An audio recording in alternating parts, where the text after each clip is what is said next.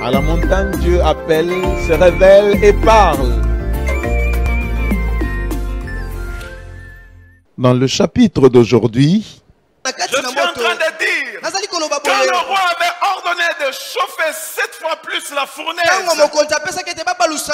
il s'attendait que leur nombre passe de 3 à 0. Mais quand la fournaise a été chauffée 7 fois, au lieu de quitter de 3 à 0, le roi a constaté que le nombre quittait de 3 à 4.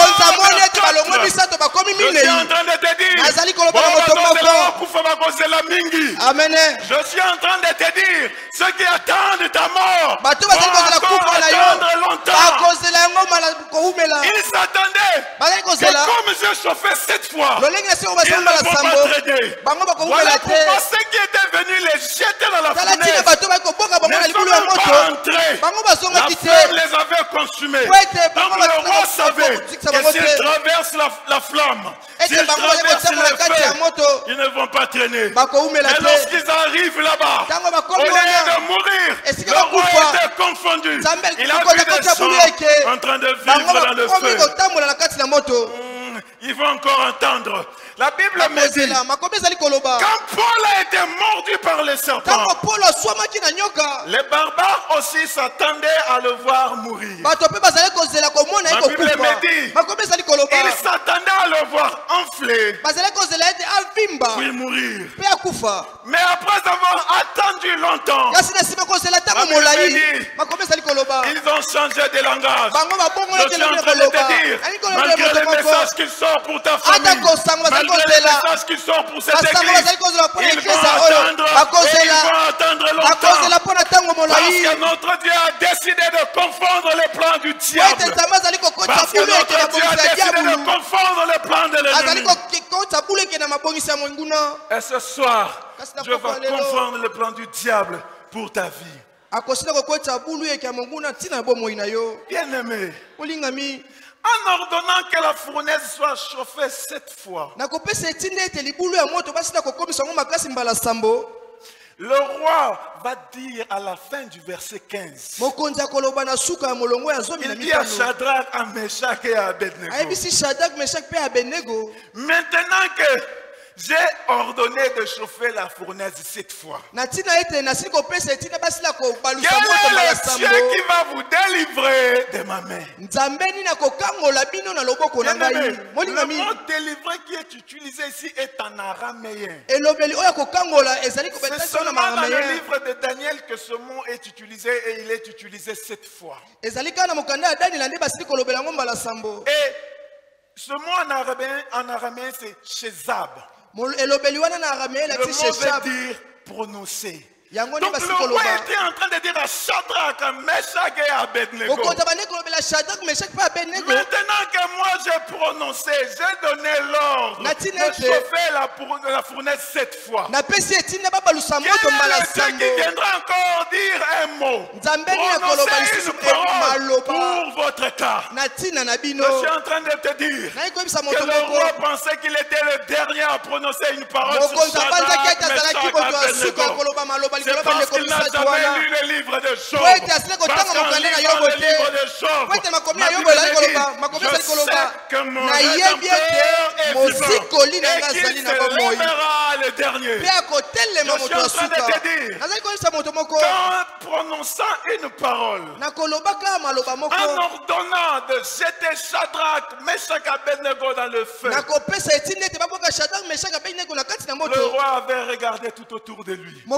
Le roi avait regardé en face de lui. Il savait qu'il n'y avait personne qui pouvait parler quand il a déjà parlé. Mais le roi avait oublié, comme mon pasteur a l'habitude de le dire, quand tu parles, il faut savoir que là-bas, le ciel n'est pas vide. Il y a quelqu'un.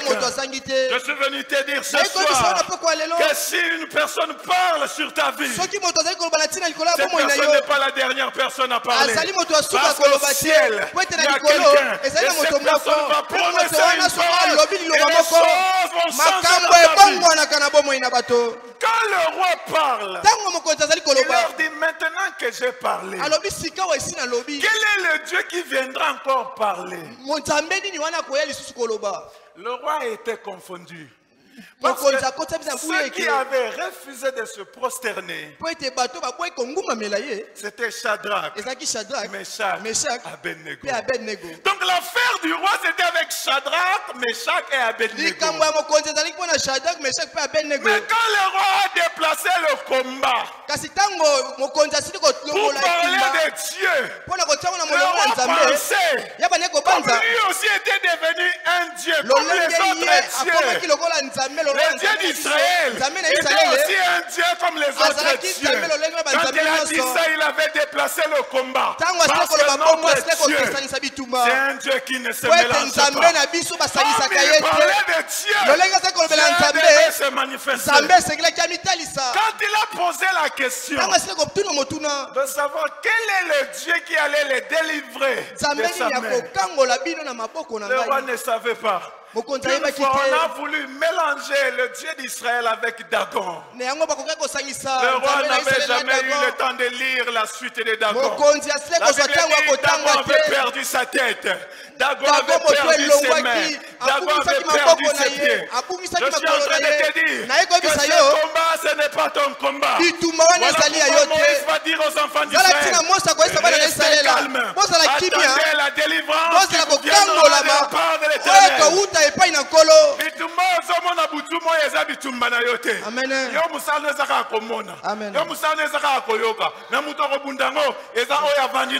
Amen. Bien-aimé, la fournaise, le feu de la fournaise devait donner la mort. Mais lorsqu'ils ont été jetés dans la fournaise, la Bible me dit que la mort n'a eu aucun pouvoir sur eux. C'est que ce jour-là, lorsque la fournaise a été chauffée 7 fois, Dieu avait déplacé l'arche de Noé pour faire entrer l'arche dans la fournaise. Parce que le rôle de l'arche, c'était de garder ceux qui sont dans l'arche pour ne pas mourir. Donc ce jour-là, la 4e personne qui était dans la fournaise était la véritable arche de Noé qui devait donner la vie, qui devait garder contre la mort. Shadrach, Meshach et Abednego. Je suis en train de dire à une personne, l'arche de Noé ne s'est pas arrêtée sur le mont Ararat. Dans le feu que tu traverses maintenant, l'arche de Dieu s'est déplacée dans ce feu-là. Tu ne me comprends pas. Lorsqu'il a été question de sauver les gens à l'époque de Noé, la Bible me dit que pour être sauvés,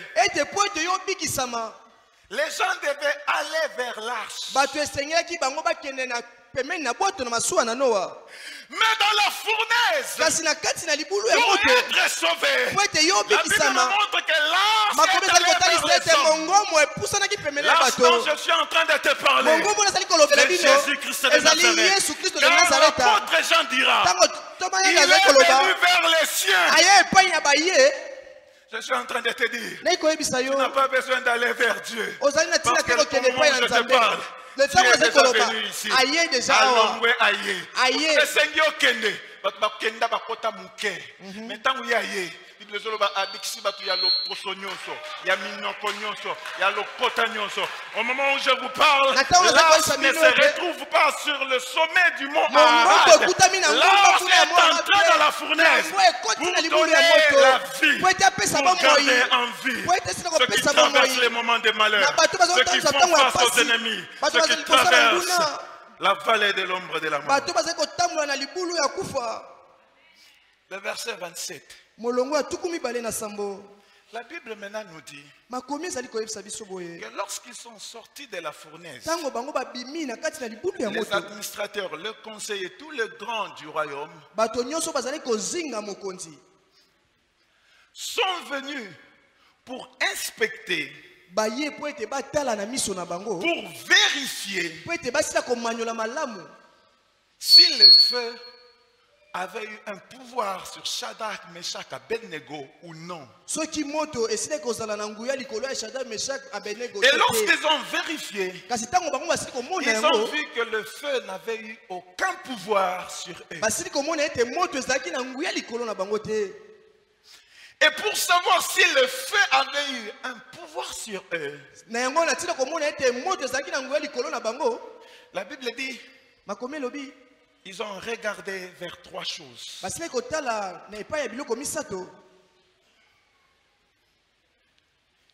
S'ils avaient leurs cheveux sur leur tête, s'ils avaient toujours sur eux les caleçons, s'ils sentaient l'odeur du feu. Pourquoi n'ont-ils pas vérifié s'ils portaient les sandales? Je suis en train de dire, quand le diable allume le feu dans une église, quand les sorciers allument le feu dans la vie d'un enfant de Dieu, il s'attaque à trois choses: sa chevelure, son caleçon et l'odeur qu'il doit dégager. Donc le feu de la fournaise devait détruire la chevelure de ces trois hommes. Le feu de la fournaise devait endommager leur caleçon. Le feu de la fournaise devait coller une odeur sur eux. Pourquoi ont-ils vérifié seulement leur chevelure? Première chose, parce que la chevelure symbolise la gloire. 1 Corinthiens chapitre 11 verset 1, la Bible dit que c'est une gloire pour la femme de porter de longs cheveux. Or, glorifier, c'est élever. Je vous rappelle que Nebuchadnezzar régnait sur plus de 126 provinces. C'était des pays qu'on avait transformés en provinces parce qu'ils étaient inclus dans son royaume. Et tous les gens de ce pays étaient ses esclaves. Curieusement, alors qu'il avait des autochtones, il va prendre 3 esclaves qu'il va placer comme les 3 personnes, 3 intendants de la ville où il était. Donc pour les autochtones, c'était une insulte. Un esclave régnait pendant que nous sommes là. Voilà pourquoi ils ont cherché comment les accuser, les détruire. Parce qu'en les tuant, l'un d'eux ou les 3 d'entre eux allaient prendre cette place. Donc quand le roi allait les tuer, il allait élever 3 autres. Qu'est-ce que je suis en train de dire? Je suis en train de dire ceci. Tous les messages que tu as reçus, tous les messages que nous avons reçus, le but du diable, c'est s'attaquer à la gloire de cette église. Ce que le diable cherche, c'est que par tout ce qu'il tente de faire, qu'au lieu de la gloire, que cette église puisse vivre l'abaissement. La succession des morts qu'il est en train de prévoir ne vise qu'à nous rabaisser. Tant au monde a kufa, ne sikatozala na nkembo, tozala mitu etienase. Mais je suis en train de te dire, Dieu a décidé de confondre le diable. Parce que pendant que le diable attend que nous puissions perdre de gloire, j'ai une bonne nouvelle pour quelqu'un. Nous allons traverser le feu, mais nous n'allons pas perdre nos cheveux. Tu vas traverser le feu, mais tu vas garder ta gloire. Et ma Bible me dit, nous irons de gloire en gloire. Je suis en train de te dire, Amen. Amen.